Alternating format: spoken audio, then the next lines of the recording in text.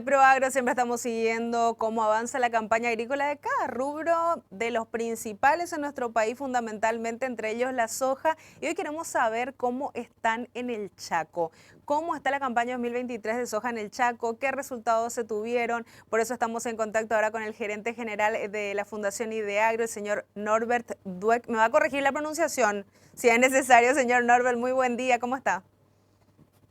Muy buenos días, un gusto poder compartir. Bueno, gracias por el tiempo antes que nada y bueno, lo molestamos porque bueno, queremos saber cuánto se alcanzó en superficie de siembra de soja en el Chaco para la campaña 2023 y bueno, qué resultados se tuvieron hasta ahora. Bueno, antes que nada, las expresiones se basan sobre un cuestionario, sobre un relevamiento no muy exacto. En ese sentido, pido perdón si por ahí hay algunas equivocaciones, pero bueno, creo que estamos bastante cerca de lo que son las realidades. Eh, Hoy estamos ya en la etapa final de la cosecha de soja. Si bien hay algunos campos todavía a cosechar, en general estamos terminando, teniendo un año muy bueno. Entonces nosotros estamos calculando de entre 55 y 70 mil hectáreas de soja plantada en el Chaco y de esto se está cosechando. Lógicamente depende de productores, depende de zonas, pero con rendimientos de hasta 3.500 y en algunos casos excepcionales también de hasta 4.000 kilos por hectárea, pero teniendo un promedio de entre 2.000 y 2.500 kilos por hectárea. ¿Cuál es el costo de producir soja en el Chaco o por lo menos cuánto fue en esta campaña? Lo decía usted, estamos hablando de promedios, ¿no? Obviamente cada zona tiene un costo diferente, así como tiene también rendimientos diferentes, pero ¿qué tanto cuesta producir soja en el Chaco? Bueno, hay que saber que los costos dependen mucho de los campos en los cuales se está sembrando. Estamos hoy, la soja o la agricultura en general eh, es como parte de un sistema de rotación de cultivos con la ganadería en general. Entonces, sobre todo el avance de lo que es la agricultura va sobre pasturas degradadas. Entonces, tenemos ahí también números muy diferenciados entre condiciones en que está el campo, por un lado, y por otro lado también dependiendo fuertemente de que si el productor tiene sus propios implementos o si está alquilando o tomando servicios para todo lo que es su producción. Pero en general estamos entre 3.500.000, 4 millones por hectárea aproximadamente. ¿Cuál es el calendario habitual de siembra de soja en el Chaco y como en el caso de la región oriental que tenemos calendarios diferentes de tempraneras, medias, tardías? ¿En el Chaco también se da eso? Eh, Nosotros en el Chaco en general apuntamos a un sistema de tener un cultivo de renta por año, haciendo una buena preparación de la parcela con un almacenaje de agua en el perfil del suelo. Es muy importante eso. Entonces la soja en general se siembra hasta finales de enero, entrando algunos en febrero, pero no pudiendo hacer una tempranera. Sabemos que la curva de evapotranspiración en el Chaco está bien definida, las lluvias, las temperaturas. Entonces las recomendaciones son hacer una buena preparación de la parcela con un llenado del perfil del suelo para que esto después en el desarrollo del cultivo se pueda tener como reserva y el cultivo tenga un mejor aguante, como dice, ¿no? Entonces la recomendación es muy clara, hacer una siembra. Siempre tenés esos productores que se arriesgan y donde no tenés esa certeza de que realmente está saliendo bien, o sea, están arriesgando seriamente. pero en general la siembra va hasta finales de enero. ¿Cómo se portó el clima este año con el productor agrícola chaqueño, señor Norbert? No, venimos de algunos años muy secos y de hecho la primera parte de este verano hasta enero fue bastante seca también.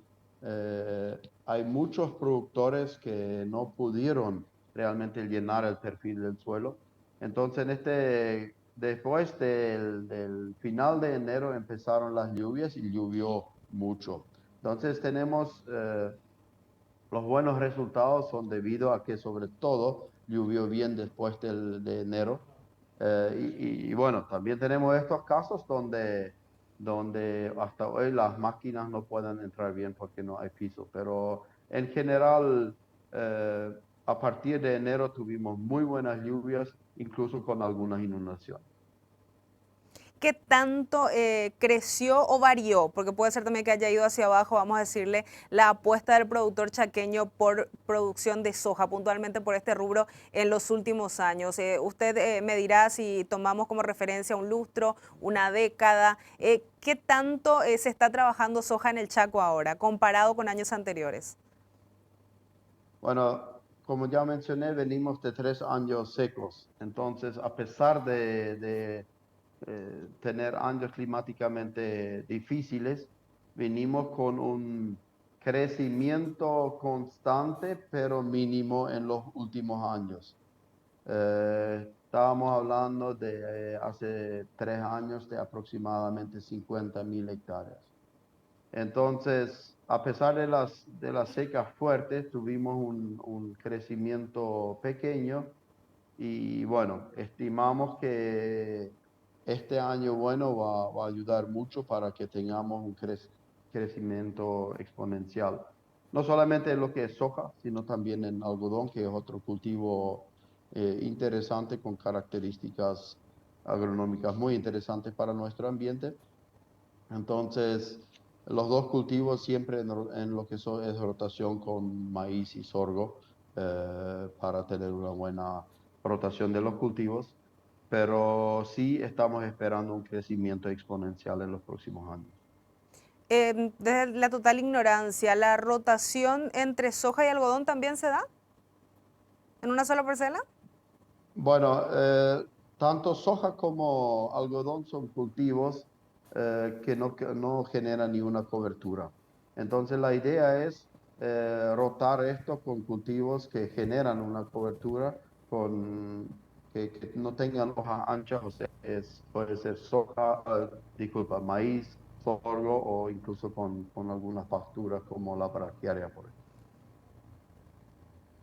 Señor Norbert, hablando de las características del suelo chaqueño, yo recuerdo conversaciones con productores, con gente de agro justamente que decía que tiene algunos beneficios el suelo chaqueño de que no necesita uno que otro, vamos a decir, elementos que sí necesita agregarle en el suelo en la región oriental. Hablando de fertilizantes, de insumos clave que se necesita para producir soja, ¿cuáles considera usted, vamos a decirle, son ventajas del Chaco?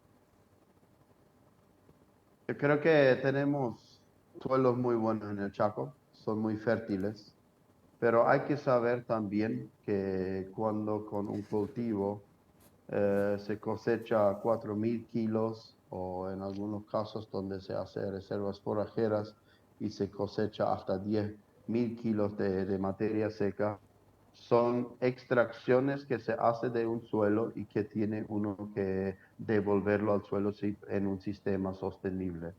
Entonces, en este contexto es muy importante que haya un buen programa, una buena gestión de todo el sistema agrícola ganadero. Y en ese sentido, eh, observamos que después de unos años de agricultura, eh, la pastura está desarrollándose de forma muy buena y muy sana también.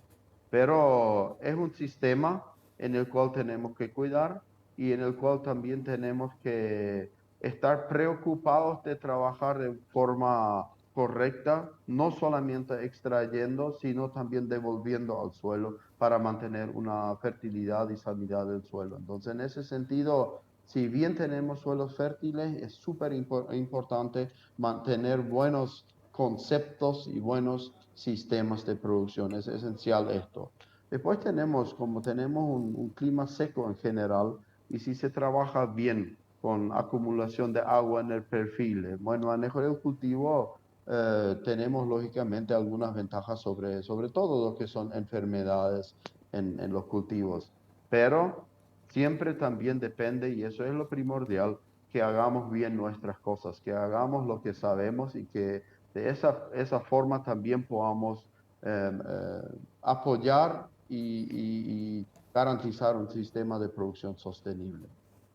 Señor Norbert, muchísimas gracias por actualizarnos respecto a este trabajo tan importante que están haciendo de diversificar, ¿no? La producción agropecuaria en la región occidental de nuestro país. Les deseamos éxito a todos los productores chaqueños. Bueno, muchas gracias por esta oportunidad y siempre a su disposición.